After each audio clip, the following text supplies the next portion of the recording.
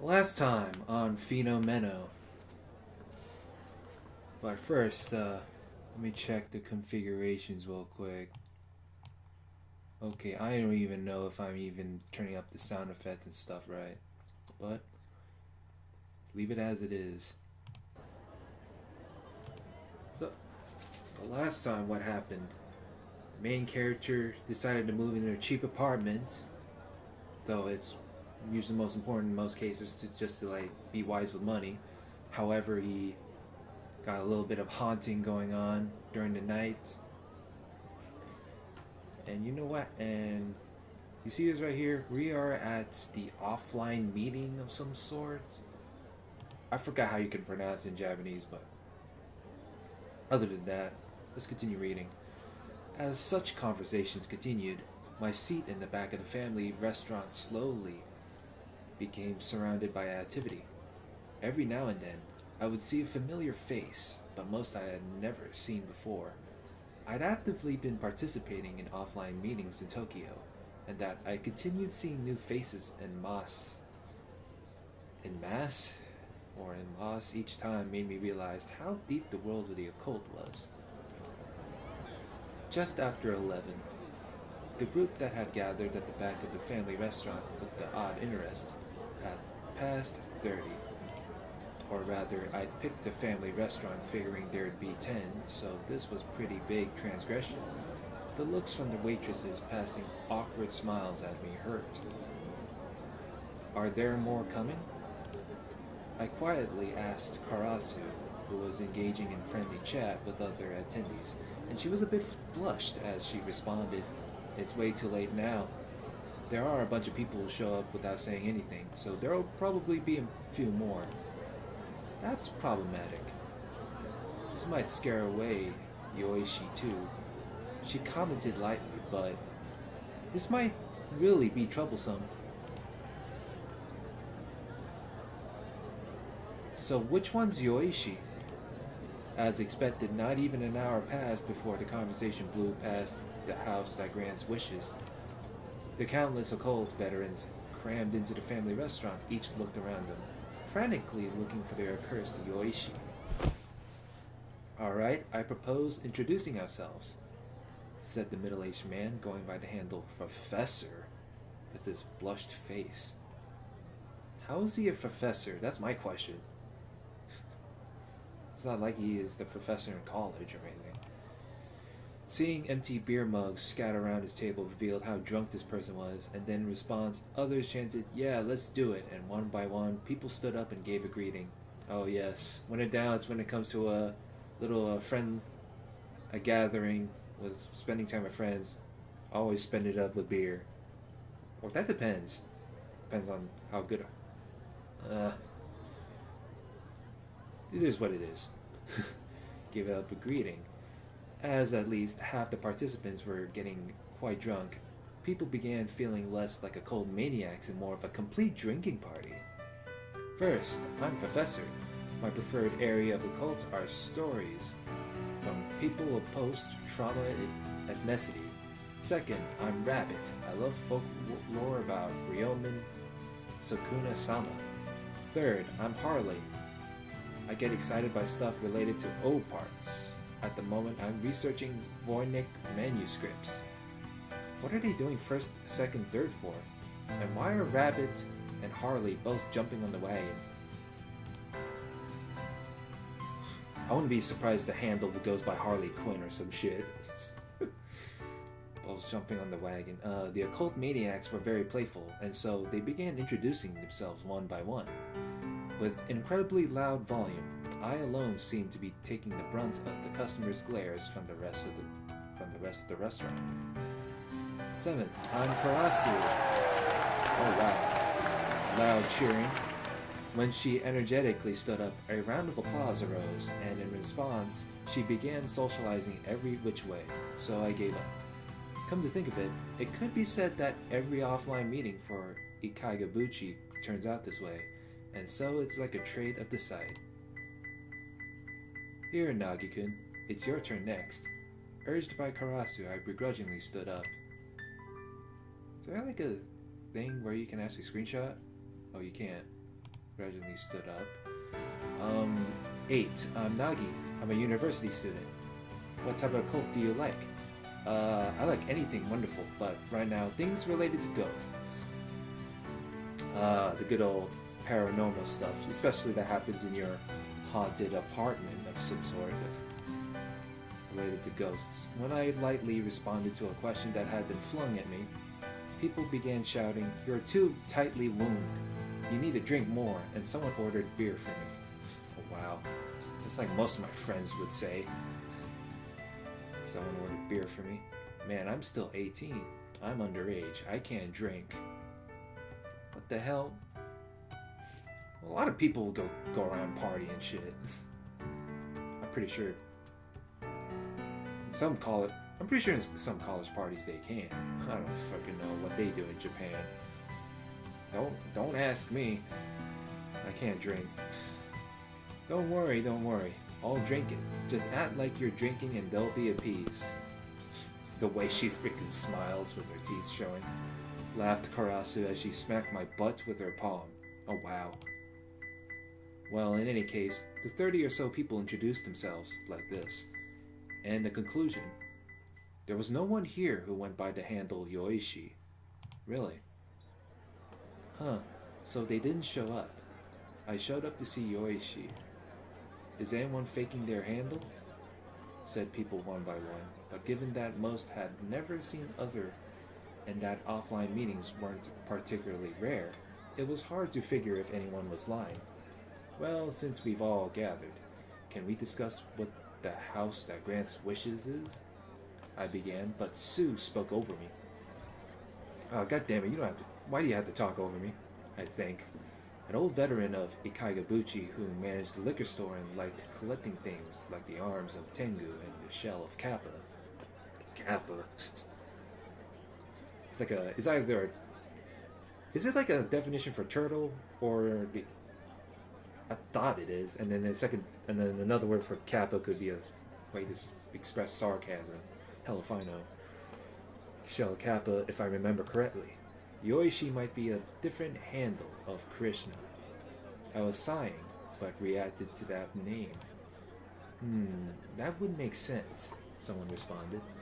If we summarize the rumors involving Yoishi, if you deal with Yoishi, you'll have a terrifying end. Yoishi isn't a living person. Those that meet Yoishi die 7 days later, something like that. But we've never heard any specifics of anyone dying, and maybe certain threads were disappearing because Krishna was secretly joining the horror area investigations, is what I think anyways. I see, nodded even Karasu. Krishna hasn't been showing up lately either, so that makes sense. Well, wait, please, I chimed in. Krishna, as in the administrator of Ikaigabuchi, Krishna? Everyone's met him? Met him, or rather, he's always showed up to meetings before. But he's not here today? You want to see him? Of course. The reason I became interested in the site Ikaigabuchi in the first place was being the person named Krishna. Krishna or Krishna is what people, I'm pretty sure is the right pronunciation, was so fascinating. Of course, part of it was that I was interested in the occult from the start, but there was a different sort of attraction with Ikaigabuchi. That was apparent, for instance, by looking at the odd words at the top of the page. Things that bother people also bother ghosts. From the start, Ikaigabuchi was a site intended to soothe matters between people and ghosts. Most people can't see ghosts. That's why, regardless of our lack of ill intent, that we probably bother ghosts more than they do us, was a perspective that was both fresh and unique. And as I read articles about renowned horror areas on Ikaigabuchi, my conviction deepened. Each article was filled with care toward ghosts, taking care to show respect toward both the living and the dead. I always wondered, why are people always afraid of ghosts? Perhaps some ghosts play tricks on people, while other ghosts say, "Come on, stop it," and are stepping in and intervening. Yet no one ever thinks of that possibility. Yeah, no. There's no way. Maybe that sort of order is maintained by ghosts, and is why the vast majority of people live without ever being bothered by the supernatural. That paragraph struck a chord with me in particular. These words moved me when I just arrived in Tokyo and hadn't met anyone I could call a friend. I realized more than ever that people were connected to other people through candor. It gave me courage that I could make do in Tokyo, where it said that people's relationships with other people are often weak and diluted, where people try to avoid needless interaction with other people as much as possible. That was actually why I began participating in the site. I became attracted to the person named Krishna by their daily updates of the wonderful. His deep yet wide ranging knowledge of the occult, his in depth, cool writing style, the truth that could be felt from each and every word, these were all things I lacked and were packed with things that my soul needed right then.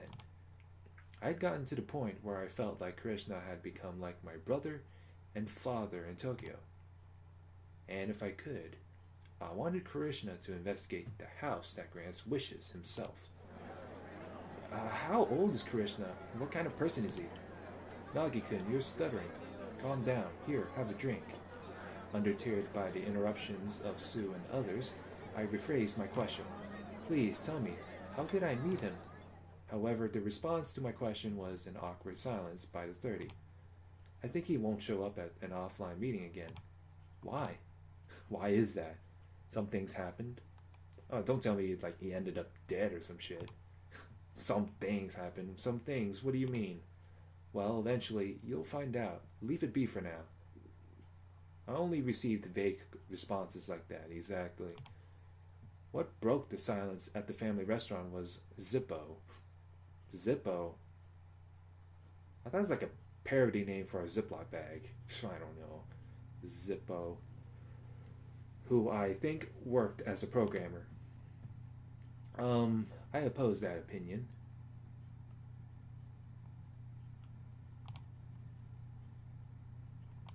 Okay, how do I back out? Shit. I oppose that opinion. That opinion?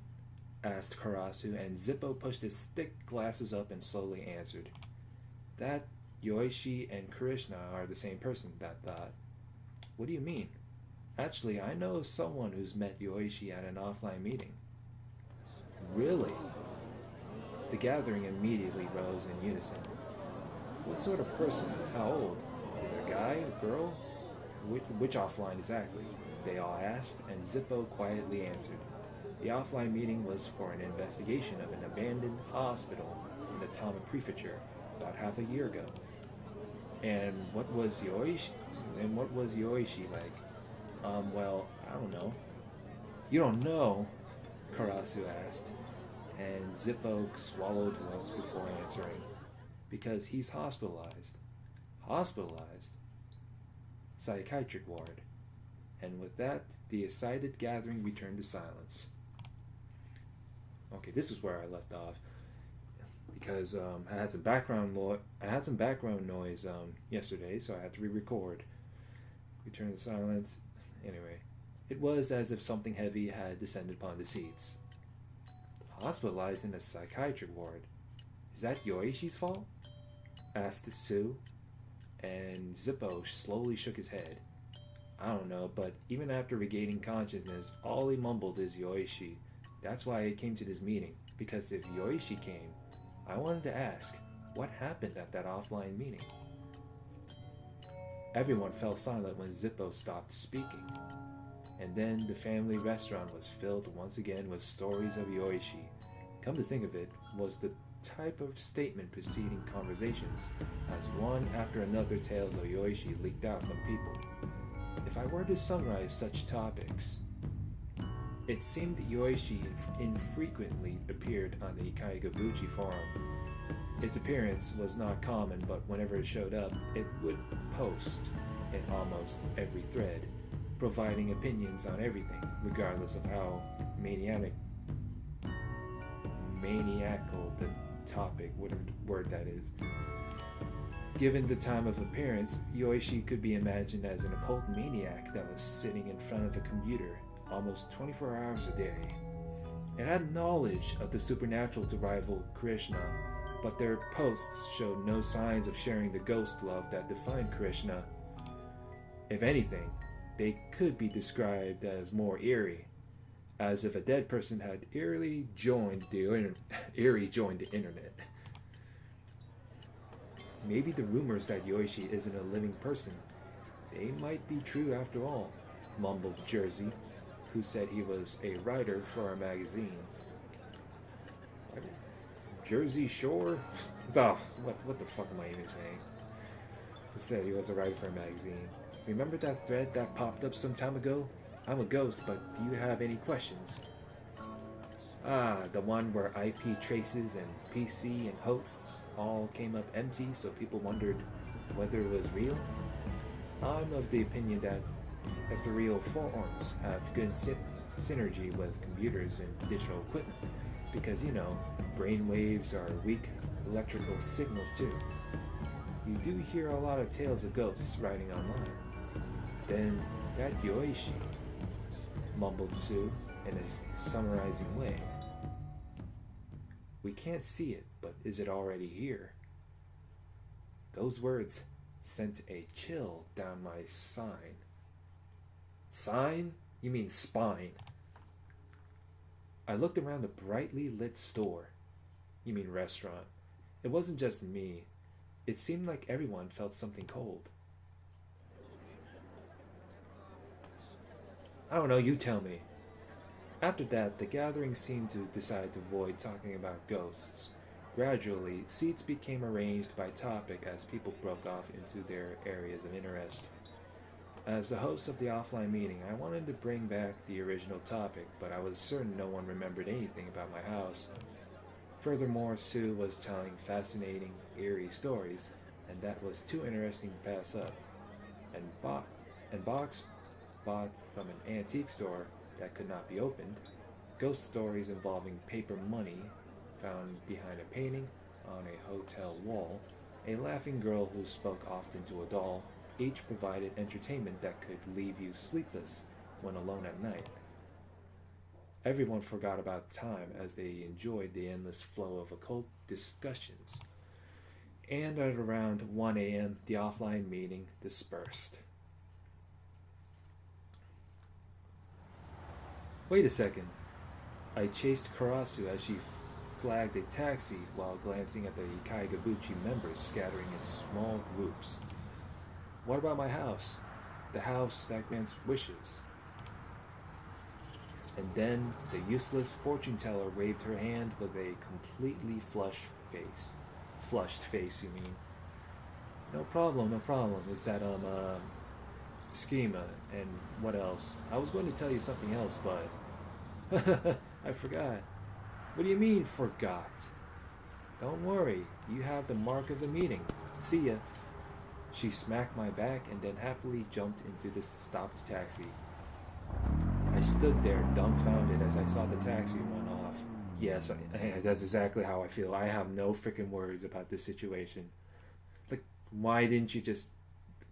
Can't you just help me out for a bit? Like, what the hell? Oh, why did the taxi run off? I wonder if it's alright to go home. I don't know, you tell me. To that house. Oh yes, the almighty house. The house that grants wishes. How is the house that grants wishes? I don't know if it's a good... I don't know if it's bad luck or good luck. I mean, it's haunted to me from the last episode. I walked toward the train station using the main street, dragging along the mama cycle that I bought really cheap online for commuting to school. Okay, when you say mama cycle, you mean a bicycle, I assume. Commuting to school. Oh, we got some nice looking ominous piano music in the little street environment. Tokyo was filled with people even late at night. In particular, the area around the train station near my house was close to many universities, so there seemed to be no difference in the amount of people milling about from noon to night. Right around where I could see the station, I almost ran into a pair of girls and apologized. One shot me a "who's this punk" look, but the other smiled and said, I'm sorry. I apologized once more. Okay, so one girl said with a mean attitude, and the other girl's like, she's at least forgiving in a way. You know, I had problems like this when back then, whenever, whenever I'm at work. Oh, God. I mean, think about this. Have you ever had these problems like that before? Trust me. Ever since I see dialogue like this, I just think back. Have you ever had shit like this? I'm sorry, I apologize once more, blah blah blah. Anyway, that was all there was to it, but it filled my heart with joy. Indeed, a fateful meeting was lying in wait for me. And a girl, no less. This might be good. The bizarre events tormenting me at that house must surely be a build-up for the happiness that awaited. In the future, I would look back at that and laugh it off. I felt less burdened when I thought of it that way. And this way, I wouldn't have to move out. Moving costs would be painful for me, given that I was receiving no aid from home. The offline meeting was fun too. I can't keep complaining. I mumbled to I mumbled to myself, and I finally straddled the bike. I turned completely around and decided to return home for the first time in a few days. No one that came to the offline meeting today said anything about that house that grants wishes. If you look at it from another angle, it means it can't possibly be a ghost incident. It's a bit shameful as the original poster, but it's all good in the end, right? What would have happened if I dragged people over to my house and it turned out that there were no ghosts? Beats me. I'd just be a laughingstock, exactly. It's like you're trying to tell everyone that, oh, my house is haunted, but with your friends, and your friend is not going to believe you, but when you live in the house alone, I don't know, wacky stuff happens. I'd just be a laughingstock. Having finished arming myself with logic, I faced the soft, comforting night breeze and powered the pedals. I'd recovered to the point where I may have even hummed. However, I noticed it when I was about to re-enter the main street from the arcade in front of the train station. There was a strange, abnormal feeling on the back of my left foot. It was like I was constantly stepping on gum, so I stopped my bike and took off my sneaker right there. And then I lifted my left foot a bit, looked at the sole, and froze. All of my good feelings were extinguished, and I felt my blood freezing.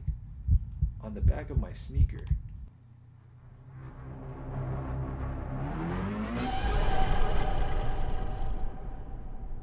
whoa, what is that? Was engraved the number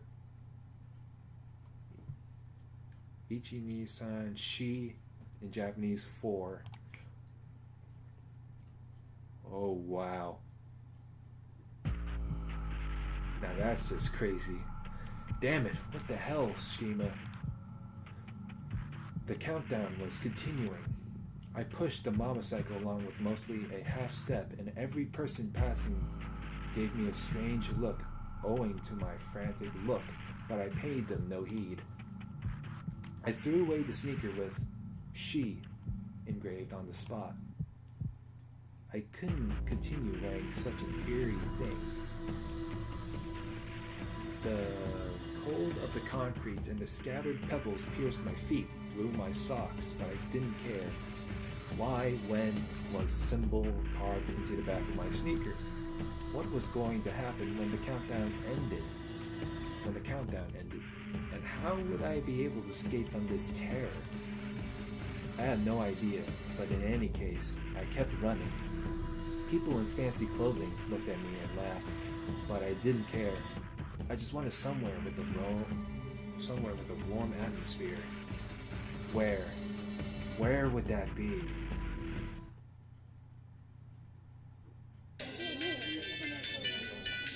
What kind of music is this? Eventually, I found a discount shop open late into the night after passing through the arcade, and I jumped in. A stupidly bright theme song was playing in the background. God, the theme song is so damn loud. Like, is it this loud? Let me turn it down a bit. Yeah, it's still same fucking playing in the background. The massive products were incredibly cheap, and I sang along with a simple, repetitive melody. Flamboyantly dressed girls avoided me as I stood there, leaning against the shelf, holding cosmetics and mumbling to myself. An employee asked me, "Are you unwell?" And I finally realized that my left foot, was throbbing. When I looked, perhaps I'd stepped on a shard of glass in the road, as I saw that the socks had been cut and bloodied. I bought bandages, socks, and the cheapest sneaker and cleaned the wound in the bathroom. I cleaned the back of my foot, placed the bandage, and wore the new socks. The cheap sneaker had a shoddy design and wasn't very comfortable, but it was better than being barefoot. Exactly. Better than nothing. It was an unnecessary expense, but I felt comforted. Oh no, not the loud music again. I was afraid of being in the bathroom alone, so I returned to the inside of the store and took deep breaths as I wandered around the store as if window shopping. What should I do now? I thought, but could come up with no answer. Oh, thank God it's over. At some point, I just begun standing in front of a show window absent-mindedly, and the employee from before asked if anything was wrong again, so I left the store. There was no helping it, so I began heading toward the net cafe I'd been using before, but it was already full. I peeked into the nearby karaoke box. There was even a line spilling out onto the street. I tried wandering around several stores, but they were all the same. Man, Japan is sure busy as hell. Wandering around several stores, but all the same. Anyway, come to think of it, it was Saturday night.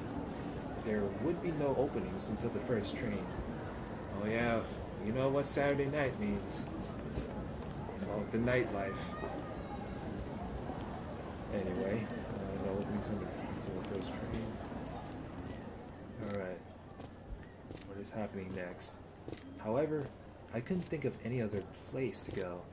I wandered around the station while dragging my bike, and the police would shoot me suspicious looks. I almost felt like it would be more comforting to be arrested, but some level of common sense remained in me, so I turned back to the main street.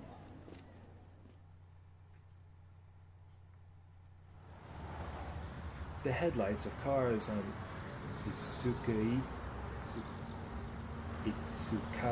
Street illuminated me as they passed by. Normally the cars just looked like fuel-consuming devices, but today I felt consoled by them. It was invigorating to look upon things that could be scientifically explained. However, I may have been at my limits. This was no different from being homeless. I had no one I was intimate with enough in Tokyo, where the light never dims. I had no place to go, and I was running low on funds. I spontaneously looked at the night sky, but just as there were no clouds, there were also no stars. It was just an obsidian dimension that stretched on as it painted. Perhaps I could call my sister and borrow some money in the morning, and then go back to Shizuoka, whatever you can pronounce it. Tokyo was too much for me, which was something humiliating to say, but this was just too unexpected. I'd imagine most people would have trouble with such a case, too. Mother, I'm sorry. You supported me so much in coming to Tokyo. Then I saw a strong light at the end of the night street. When I looked up, I realized I'd come back to the family restaurant. I see, this was also open 24 hours. That was enough to make me feel like I'd found a million allies, and my knees almost buckled. The drink bar here was cheaper than the net cafe, and there were plenty of people about due to it being Saturday night. I should have just stayed here from the start.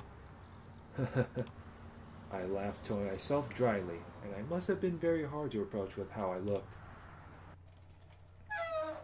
Anyways, I left my motorcycle at the bicycle lot for the family restaurant, and then was about to enter when I recoiled. There was something even more bizarre that made me not want to get any closer. And why is that? Outside the big glass window to the store, inside the fern thicket plant that seemed to have been planted to cover the store. What the okay? What is going on here? Was a girl dressed in full black. She wore a black long coat even though it was spring, and her long hair that stretched down her back, and her skirt and her boots were also pure black, yet her skin was abnormally white.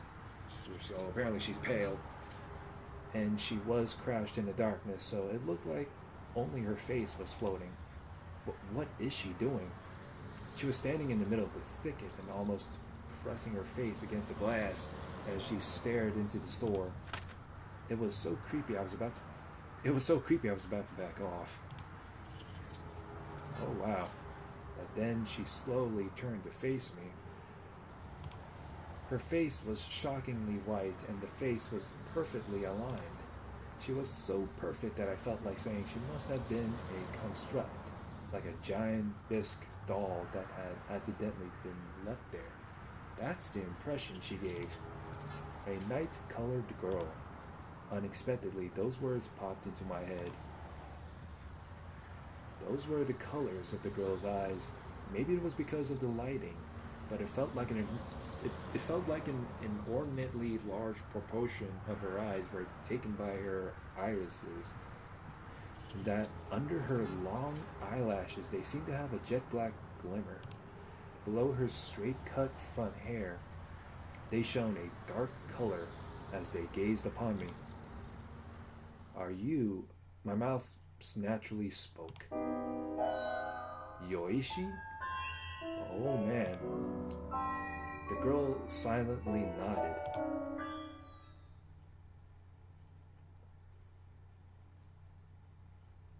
Yoishi isn't a living person. Those that meet Oi... Oh shit. She isn't a living person. Those that meet... Those that meet Yoishi die 7 days later. Offline meetings that Yoishi attends end in terror. And here we are again at the restaurant. What I'd heard earlier floated around my head as I stared at the girl in front of me.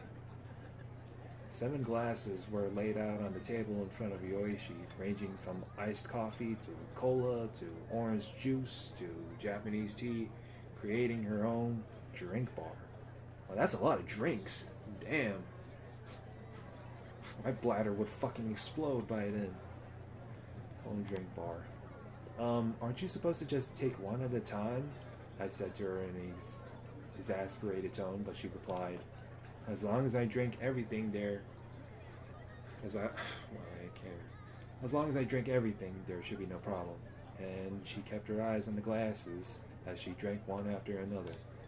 She drank orange juice, then iced coffee, and then warm Japanese tea cola. And she faithfully repeated the order a number of times, sometimes adding rooibos tea and black tea and melon soda as an accent.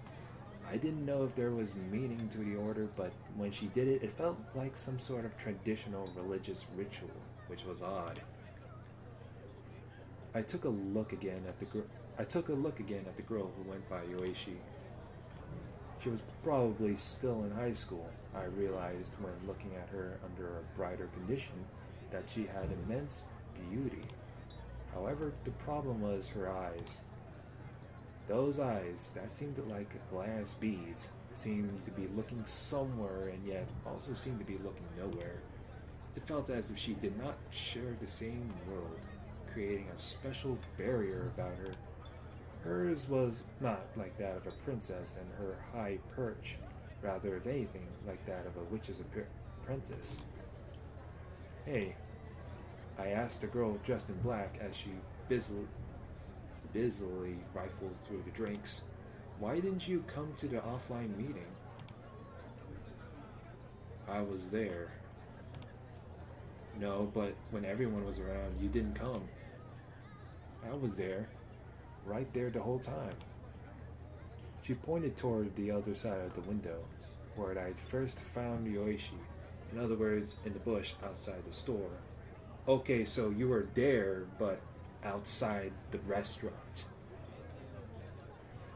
You are not there, but you are here, apparently. I don't even know. Man, she's freaking weird. I swear to God. In the bush outside the store. Come on, man. There, with her face pressed against the glass? Then what? From 11 until now, you were there the whole time? Yes, she nodded. And as I started at her pale face, I thought, this girl. Oh, wait, what the fuck? I didn't press anything. I thought, this girl, is she what you call psychotic? It was already past 2 a.m. To stick the glass for 3 hours from 11 p.m. Must have creeped out the employees.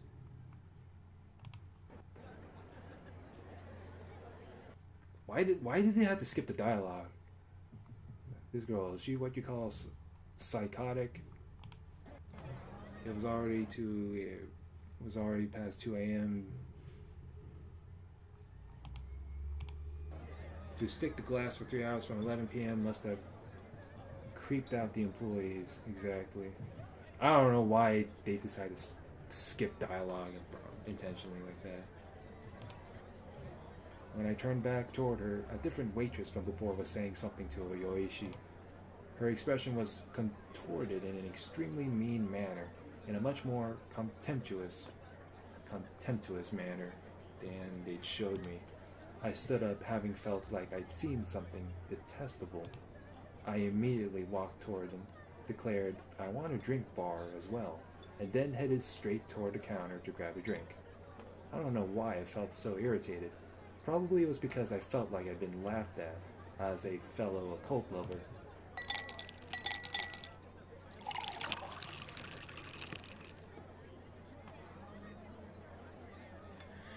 Alright, I think I did enough from here.